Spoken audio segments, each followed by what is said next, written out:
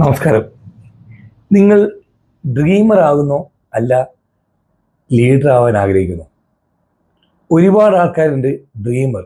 എന്നാൽ ഡ്രീമറും ലീഡറും തമ്മിൽ വ്യത്യാസം, ഡ്രീമർ വിത്തൗട്ട് ക്ലാരിറ്റി, ലീഡറാണെങ്കിൽ ക്ലാരിറ്റി ഉണ്ടാവും. അതായത് ഏത് കാര്യത്തും ഡ്രീം ചെയ്തു പോകുന്ന ഒരുപാട് ആൾക്കാർക്ക് സ്വപ്നങ്ങളുണ്ട്. ഒരുപാട് നല്ല വീട് വേണം, നല്ല ജോലി വേണം, നല്ല കാര്യങ്ങൾ വേണം, ഇങ്ങനെയൊക്കെ അവർക്ക് ഡ്രീം ചെയ്തു പോകും. ഇങ്ങനെ ഒരുപാട് ആൾക്കാർ ഡ്രീമേഴ്സാണ്. ഡ്രീമേഴ്സ് ആയിക്കഴിഞ്ഞാൽ അവർക്കൊരു ക്ലാരിറ്റി ഉണ്ടാവില്ല. ലീഡറായി മാറണമെങ്കിൽ, അല്ലെങ്കിൽ ഒരു ലീഡർ ആണെങ്കിൽ നിങ്ങൾക്ക് ക്ലാരിറ്റി വേണം. ക്ലാരിറ്റി ഉള്ളവരാണ് ലീഡർ. നിങ്ങൾക്ക് എവിടെ എത്തണം, എങ്ങനെ എത്തണം, ആരാവണം, എങ്ങനെ ജീവിക്കണം, ആരുടെ കൂടെ ജീവിക്കണം, എങ്ങനെയൊക്കെ തീരുമാനം എടുക്കാൻ പറ്റുന്നവരാണ് ലീഡർ.